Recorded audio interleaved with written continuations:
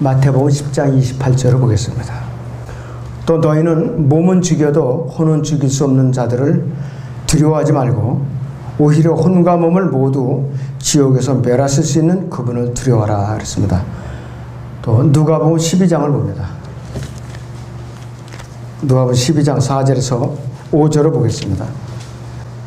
내가 내 친구들인 너에게 말하노니 몸을 죽이고 난 후 더 이상 아무 일도 할 수 없는 자들을 두려워하지 말라.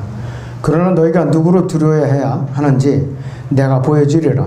죽인 후에 지옥에 던져놓는 권세를 가진 그분을 두려워하라. 정녕 내가 너에게 말하노니 그분을 두려워하라 그랬습니다. 오전의 주제는 가장 두려우신 분입니다. 가장 두려우신 분. 두려움의 대상은 아주 천차만별이에요. 두려움의 대상은 아주 천차만별이에요. 어떤 사람은 권력자 앞에서 벌벌 떨어요. 또 어떤 사람은 독재자를 두려워하고, 어떤 사람은 힘센 사람을 두려워하고, 또 어떤 사람은 폭력배를 두려워하고, 어떤 사람은 돈 많은 부자 앞에서 벌벌 아주 떨고 뭐 굽신굽신거려요. 또 어떤 사람은 자기 배우자를 두려워해요. 이건 죄를 증거해서. 또 어떤 사람은 직장 상사를 두려워하고, 어떤 사람은 그가 섬기는 주인을 이제 두려워하고 그럽니다. 또 어떤 사람은 영의 세계에서 마귀를 갖다가 두려워하고 그 세력들을 두려워하는 사람이 있어요. 그러나 우리가 정작 두려워할 대상은 누구인가 이거죠. 두려워할 대상. 교회 시대에는 자기 혼을 갖다 지옥으로 보내는 그분을 두려워야 되고, 이 지상 왕국 때, 저 천년왕국 때에는 몸과 혼을 동시에 지옥불에 던져놓는 그분을 두려워야 돼요. 또 백보자 심판 이후에는 영원한 불못에다가 몸과 혼을 이제 던지는 분, 또는 혼을 던지는 분. 백보자 심판 속에서는 두 부류예요. 지옥에 미리 들어가 있다 고통당하던 혼이 끌려나와서 불못에 던져지고, 또 이 지상 천년왕국 때에 살아있어 가지고서 이 몸에 피가 흐르고 있던 있던 사람들, 그 사람들은 혼과 몸이 동시에 불못에 던져지는 거예요. 그런데 여기에 이 백보자 심판 때의 불못은 우주 공간의 밑바닥에 새로 생긴 그 영원한 불못을 말하는 거예요. 그리고 요한계시록 19장 20절에서 적그리스도와 여기서 거짓 선지자가 들어가는 불못은 땅에 있는 마지막 지옥이에요. 마지막 지옥. 그럴 때는 예수님께서는 요한계시록 1장 18절에서 지옥의 열쇠들을 가지셨다는 이유가 여기서 나온 거예요. 지옥의 열쇠들. 그거는 가는 대상이 그렇게 다르다 이것이죠. 첫째는 하늘의 왕국, 지상 천년왕국 때의 지옥의 상태는 어떤가? 가는 방법은 어떤가? 우리 공부를 합니다. 마태복음 10장 보면 28절을 다시 봅니다. 혼과 몸을 모두 지옥에서 멸하실 수 있는 그분을 두려워라 그랬습니다. 마태복음 10장 28절에서 혼과 몸을 구분해서 설명하고 있는 것과 혼과 몸이 둘 다 지옥에 들어간다는 표현에 우리는 주목을 해야 돼요. 사람은 몸과 혼과 영이 세 부분으로 되어 있는데, 영은 하나님과 교통하는 존재이고 몸은 눈에 보이는 물리적인 육신을 말해요. 근데 혼은 에고라고 하는 인격체인데, 구원받은 사람의 영은 살아서 하나님과 이렇게 교통을 하게 되지만은, 구원받지 않은 사람의 영은 죽어 있어요. 하나님과 이게 소통이 안 돼요.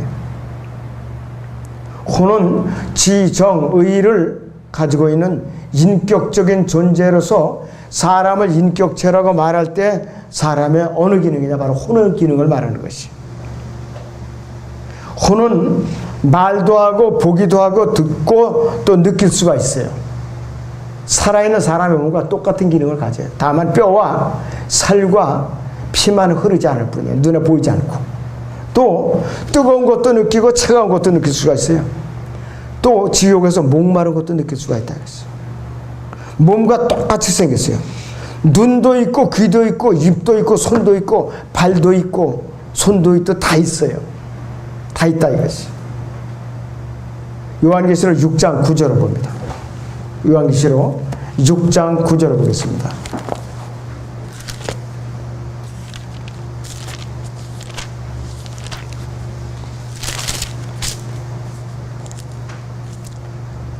어린 양이 다섯째 봉인을 였을 때 내가 보니 제단 아래에는 하나님의 말씀과 그들이 가진 증거 때문에 죽임당한 자들이 혼들이 있는데 그랬어요.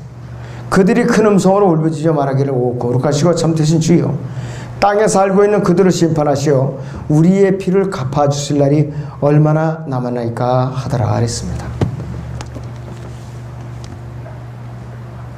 사람이 죽으면 몸은 무덤으로 들어 썩지만 혼은 이 셋째 하늘의 낙원으로 올라가게 돼 있죠.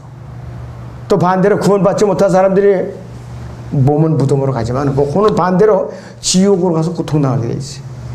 사람이 구원을 받는다, 지옥에 간다라고 말할 때 이것은 대상이 뭐냐? 사람의 혼을 두고 말하는 것이죠. 그런데 여기서 혼뿐만 아니라 몸도 지옥에 간다고 본문 마태복음 10장 28절에서는 몸과 혼이 동시에 간다고 그랬어요. 몸과 혼이 동시에 취급을 받고 혼과 몸이 같이 취급을 받아요. 구약에서 이렇게 말하고 있는데 몸과 혼이 동일하게 취급을 받아요. 에스겔 18장 4절에서 그렇고 또 레위기 7장에서도 그렇고 20장에서도 그렇고 왜 그러냐면은 구약에서는 몸에 혼이 붙어 있거든요. 레위기에서는 음식을 먹는 것도 몸이고 죄를 지는 것도 몸인데 혼이 그 일을 한다고 표현하고 있어요. 그래서 이 혼은 소울이라는 영어 소울이라는 혼은 사람이나 목숨으로도 번역할 수 있어요. 여호수아서 10장 35절을 보죠. 여호수아서 10장 35절을 보겠습니다.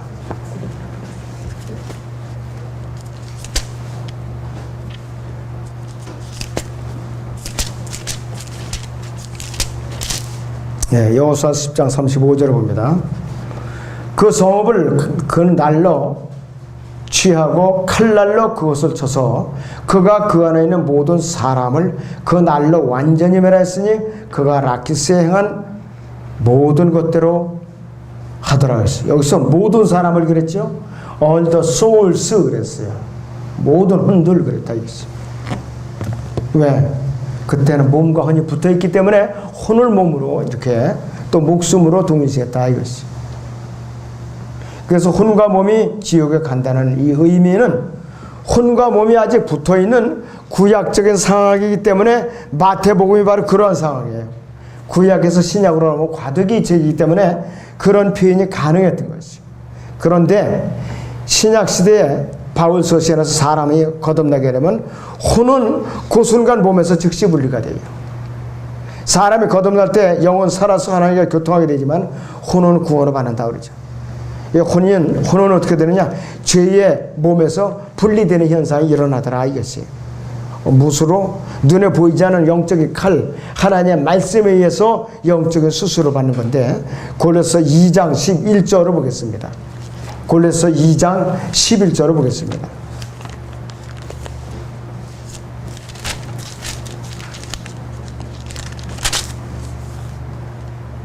네, 골로새 2장 11절입니다. 또한 너희가 그의 안에서 손으로 하지 아니한 할례를 받았으니 곧 그리스도의 할례로 육신의 죄들의 몸을 벗어버린 것이라 했습니다. 이것이 바로 영적인 수술이라고 하는 것이죠. 우리 조영재님 의사하시면 수술이라는 것은 오퍼레이션이라고 그러죠. 영적인 수술은 눈에 보이지 않는 수술을 말씀의 칼에 의한 수술, 몸과 영과 혼을 갈라내는 말씀에 의한 수술이 영적인 수술이라고 해요. 또 동시에 영적인 침례라고 말해요. 그래서 우리가 구원받는 그때 바로 이러한 현상이 일어나고 있다 하겠어요. 그래서 성경은 육신의 죄들의 몸을 벗어버리게 되리라 이렇게 말씀하지 않고 벗어버린 것이라 하고 과거형으로 표현하고 있어요. 아주 조심해서 잘 봐야 돼요. 이미 과거형이에요. 우리 모습. 죄의 몸을 이미 벗어버린 것이라 이것이. 그런데 우리는 여전히 육신을 입고 살고 있어요. 아직 혼이 육신 안에 있긴 하지만 실제로는 우리 혼은 육신과 분리되어 있는 상태에 있어요. 이것은 영적인 할례로 묘사되고 있는데 이 할례가 육신적인 할례가 아니라 이것이 영적인 할례라 이것이. 그래서 이러한 자기가 영적인 수술이라고 그랬어요. Spiritual operation이라고 그랬어요. 그러니까 마태복음 10장 28절의 본문이 바로 이것을 가르치고 있는 것이죠. 그런데 이 마태복음 10장 28절은 혼감염은 붙어있어요. 영적 수수 상태가 참 아니에요. 정정합니다. 구약적인 상황일 뿐 아니라 천년 왕국, 지상 왕국에서 이런 상황이 또 이제 반복이 된다 이것이에요. 구약의 상황이. 예수님께서는 마태복음 5장에서 9장까지 왕국 복음을 전파하셨고 10장에서는 제자들에게 왕국 복음을 전파하도록 위임하셨고 표적을 위임하셨고 치유의 기적을 위임하셨어요. 그런데 우리가 살고 있는 신약 시대와는 다른 차원이에요. 다르다 이것이. 가장 현저하게 차이 나는 버리면 지옥에 관한 관점이에요. 사람이 죽으면 몸은 흙으로 오더라고 혼은 셋째 하늘에 낙원으로 가거나 지옥으로 가는데 지상 천년 통치 왕국 기간에는 몸도 혼도 함께 지옥으로 던져진다 이거예요. 이것이 바로 개인나라는 그 헬파이어라는 개념이에요. 마가복음 9장 44절에 46절, 48절, 그 다음에 마태복음 10장 28절, 그 다음에 또 한 군데 보겠습니다. 마태복음 5장을 보죠. 29절에서 30절을 봅니다.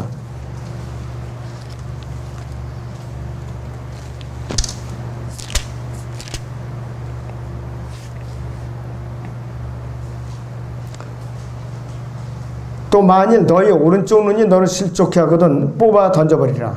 네 지체 가운데 하나가 없어지는 것이 네 온몸이 지옥에 던져지는 것보다 나으리라. 또 만일 네 오른손이 너를 실족해 하거든 잘라 던져버리라. 네 지체 가운데 하나가 없어지는 것이 네 온몸이 지옥에 던져지는 것보다 나으니라 그랬습니다. 똑같은 개념이에요.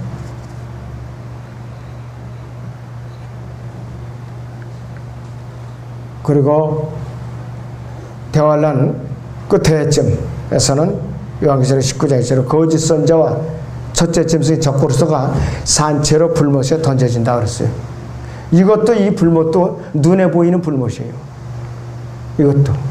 그래서 레이크 오브 파이어인데 자 그래갖고 이들이 언제까지 고통받아요? 백보자식판 직전까지 고통받아야 되겠지. 구약에서는요 사람들이 눈에 보이게 지옥으로 던져지는 사람들이 땅속으로 민수기 16장 31절에서 32절을 보겠습니다. 민수기 16장 31절에서 32절을 보겠습니다. 그가 이 모든 말을 마쳤을 때 그들이 밑에 있는 땅이 갈라지고 땅이 그 입을 벌려 그들과 그들의 집들과 코라에게 속한 모든 사람들과 그들이 모든 물건들을 삼키니라 그랬어요. 그냥 땅이 쩍갈라서 입을 벌려갖고 삼켜버리는 거예요. 요즘 마치 TV에 열심히 보도되고는 저 싱크홀이라고 그래갖고 땅이 갑자기 그냥 푹 꺼지면서 구덩이가 생기면서 차들이 푹 빠지거나 가던 사람이 빠져 죽거나 이런 거를 연상케 하죠.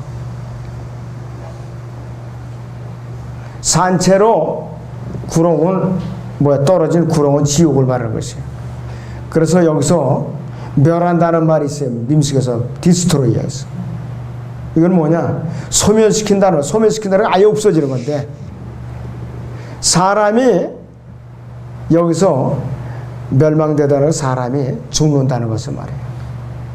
성읍이 멸망한다는 것은 성읍이 파괴되는 말이고 혼이 멸망한다는 건 뭐냐? 혼이 지옥에서 고통당한다는 것은 없어지는 게 아니에요. 없어지는 게 아니라고 그랬어요. 그래서 멸망당한다, 소멸된다, 우리가 구별을 잘해야 돼요. 자, 사람들 앞에서 인자를 부인하면 예수님을 부인하면 어떤 꼴을 당하게 되는가? 우리 마태복음 10장 29절부터 봅니다. 마태복음 10장 29절에서 33절을 같이 보겠습니다.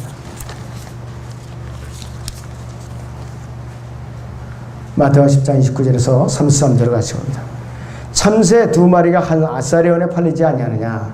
그러나 너희 아버지 없이는 그중 한 마리도 땅에 떨어지지 아니하리라. 그러나 너희의 머리카락까지도 다 세어두셨나니 그러므로 너희는 두려워하지 말라. 너희는 많은 참새보다 더 귀하니라.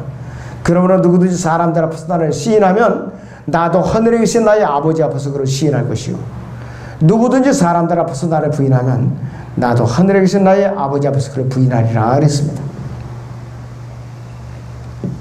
마태복음 10장 28절에는 두려워라고 말씀하셨는데 지금 본문인 마태복음 10장 31절에서는 두려워하지 말라고 그랬어요. 이게 웬 상반된 말씀인가 그랬어요. 두려워하지 말라와 두려워하라. 예수님께서는 동시에 우리에게 명령하고 있어요. 하나님의 이중성인데 속성에. 그러니까 두려움과 사랑은 조화를 이제 이루어야 되는데, 하나님께서는 우리를 사랑하시면서도 때에 따라서 부지런히 징계하시죠. 그것이 하나님의 속성이에요, 바로. 자, 그래서 이 자기 생명을 잃지 않으려면 어떻게 해야 되는가? 교회 시대는 거듭나기만 하면 돼요. 구원받으면. 그런데 지상 왕국 때는 상황이 달라요. 자기 생명을 잃지 않으면 마태복음 거기 10장에 34절에서 39절을 보시오. 내가 세상에 화평을 주러 온 줄 생각하지 말라. 나는 화평을 주러 온 것이 아니라 칼을 주러 왔노라. 내가 온 것은 사람이 그 아버지와 딸이 그 어머니와 며느리가 그 시어머니와 서로 대적하게 하려 함이니라. 사람의 원수들은 그의 가족 중에 있으리라. 아버지나 어머니를 나보다 더 사랑하는 사람은 나에게 합당치 아니하고, 아들이나 딸을 나보다 더 사랑하는 사람도 나에게 합당치 아니하며, 또 자기 십자가를 지지 않고 나를 따르는 자도 나에게 합당치 아니하니라. 자기 생명을 찾는 사람이 잃을 것이요 나로 인하여 자기 생명을 잃는 사람은 찾을 것이라 그랬습니다. 자연인에게는 이것이 도저히 이해가 안 가는 얘기예요. 거듭난 성도에게만 이제 이해가 되는 얘기라 하겠죠. 예수님께 초림하실 때는 이 땅에 화평을 주러 오신 분이 아니에요. 오히려 그분께서 이 땅에 칼을 주려고 오셨어요. 자, 그래서 이 칼은 문자적으로 자기를 방어하는 그런 눈에 보이는 칼도 될 수 있지만은, 교리적으로는 가정 안에 믿는 자, 불신자가 여러 가지 종교를 가진 가정에 이제 구성원들이 섞여 있어요. 그럴 때 그 가정을 찢어내는 것이 바로 이 교리의 진리의 칼이라 이것이. 한 집안에 누군가가 복음을 받아들여요. 그럼 그때부터 싸움이 벌어져요. 그때부터 교리적인 싸움이 벌어진다 이것이. 언제까지? 가족들이 다 구원받을 때까지 먼저 구원받은 자가 계속해서 상처가 나게 돼 있어요. 거기서 아유 좋은 게 좋지. 가정의 평화를 위해서 내가 접자. 이러고 포기하면 그 가정은 복음화가 안 돼요. 그러나 잘 견뎌내고 끝까지 이를 악물고 교리적인 전쟁에 승리하면 그 가정이 다 구원받는 것이. 그래서 예수님께서 분명히 화평의 통치자로 재림 때 오는데 초림 때는 아니라 했어요. 적그리스도의 슬로건이 바로 평화입니다. 이 시대에 바로 평화라 이것이. 예수님께서 화평케 하는 자가 아니라 혼란케 하는 자로 오셨어요. 그런데 시므온이라는 그 나이 든 사람이 일찌감치 이것을 알아버렸어요. 누가복음 2장 보지요. 34절에서 35절을 보겠습니다. 누가복음 2장 33절에서 35절을 보겠습니다.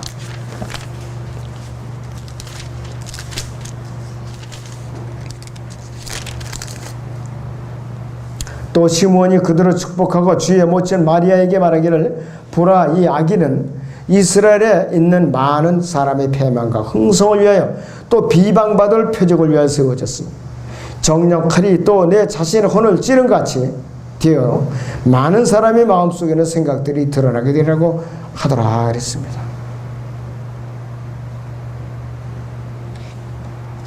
그래서 영적으로 깨어있던 사람은 그 당시에 미리 주님이 어떤 목적으로 오셨는가를 알아차린 사람들이에요. 히브리서 그래서 4장 12절에서도 이 칼이 하나님의 말씀을과 동일시했어요. 사도 요한은 요한복음 1장 1절에서 2절에 이런 것 같이 성육신한 말씀으로 봤어요. 그 칼을 동일하게 봤다 이것이. 그래서 예수님께서 초림하러 오셨을 때 이 진리의 칼을 주러 오셨고, 그분은 진리의 칼이시고 진리와 비지를 나누시는 분이세요. 실제적인 평화를 주러 오시는 분이지만은 먼저 진리와 비지를 찔러 갈라서 나누는 칼을 주시는 일을 선행하신다 이것이. 예수님께서는 그분 자신을 강조합니다. 성경에 보면, 신약 성경에 보면은, 사복음서에 보면은 80~90%가 그분에 대해서 강조해요. 그분에 대해서. 자, 그래서 예수님께서 분명히 자기 본위주의자세요. 영어로 에고티스트라고 그래요. 에고티스트. 예수님께서는 많은 길 중 하나가 아니라 유일하신 분이에요. 유일하신 길. 나는 길이요 진리요 생명이라고 했어요. 나로 말미암자는 아버지께로 오자는 아무도 없느니라고 선포하고 계세요. 또 사도행전 4장 12절 봅니다. 사도행전 4장 12절을 보겠습니다.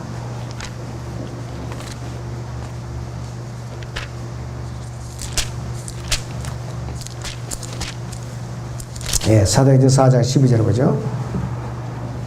그러므로 다른 이에게는 구원이 없나니 그랬습니다.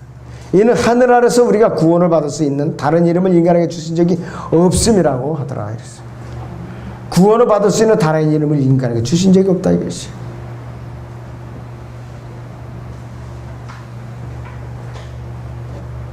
그 사람이 아무리 옳게 보이는 길이 있을지라도 그 길의 끝은 따라가면 죽음이에요. 다른 것이 없어요.